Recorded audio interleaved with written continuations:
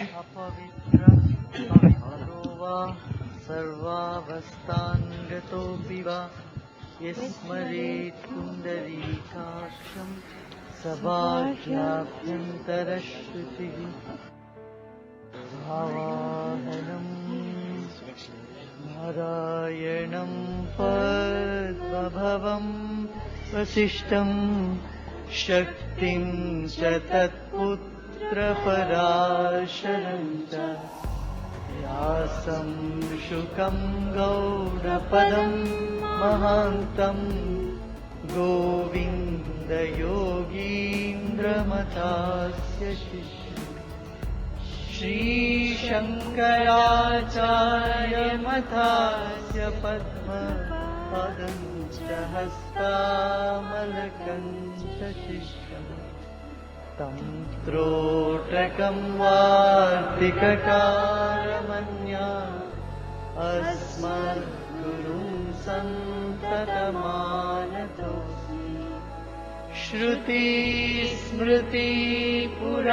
श्रुतिस्मृतिपुराणानाम्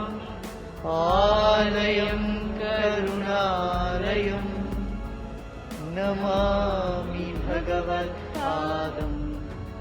शङ्करं लोकशङ्करं शङ्करं शङ्कराचार्यं केशवं बादरायणं सूत्रभाष्यकृतौ वन्दे भगवन्तौ पुनः पुनः यद्वारे निखिलानिलिम्पपरिषत् सिद्धिं विदत्तेऽनिशम् श्रीमच्छ्रीलसितं जगद्गुरुपदं नत्वात्मतृप्तिं गता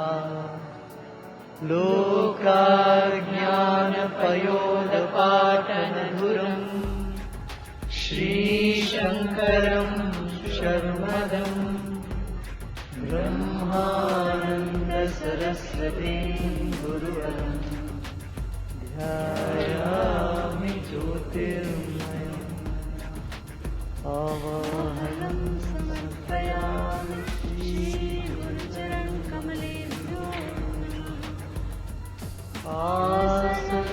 समर्पयामि श्रीगुरुचरणं कमलेभ्यो स्नानं समर्पयामि श्रीगुरुचरणं कमलेभ्यो नमः वस्त्रं समर्पयामि श्रीगुरुचरणं कमलेभ्यो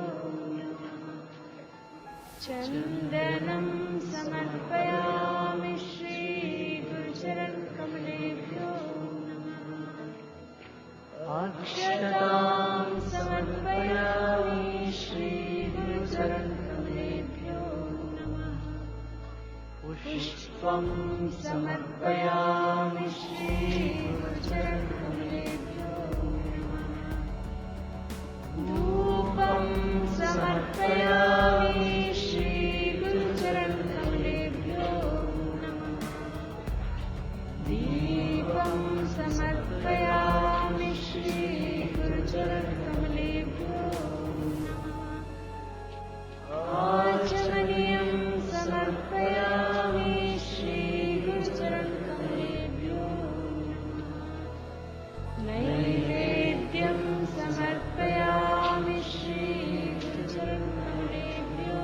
नमः आचमनीयं समर्पयामि श्रीगुरुचरणं कमलेभ्यो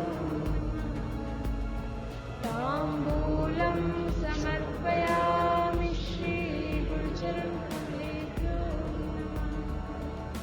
श्रीफलं समर्पयामि श्रीगुरुचरणं कमलेभ्यो आर्तिक्यम्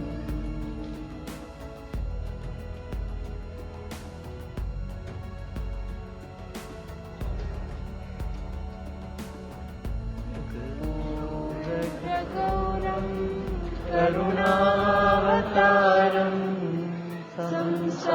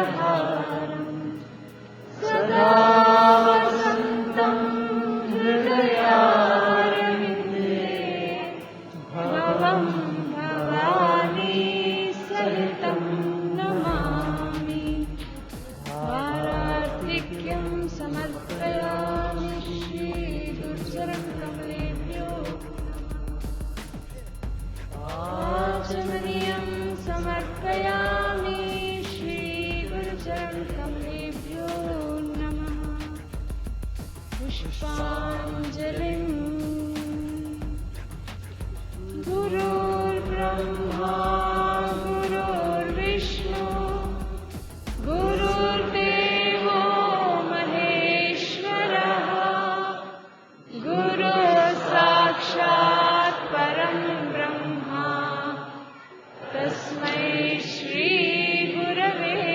नमः। अखण्डमण्डलाकारं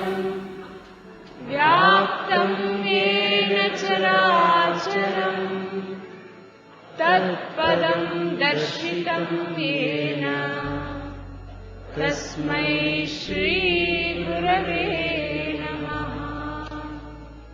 श्रीब्रह्मानन्दं परमसुखदं केवलं ज्ञानमूर्तिं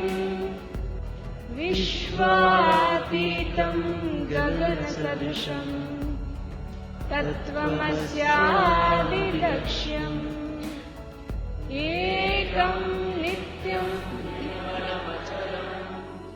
सर्वधी साक्षिभूतं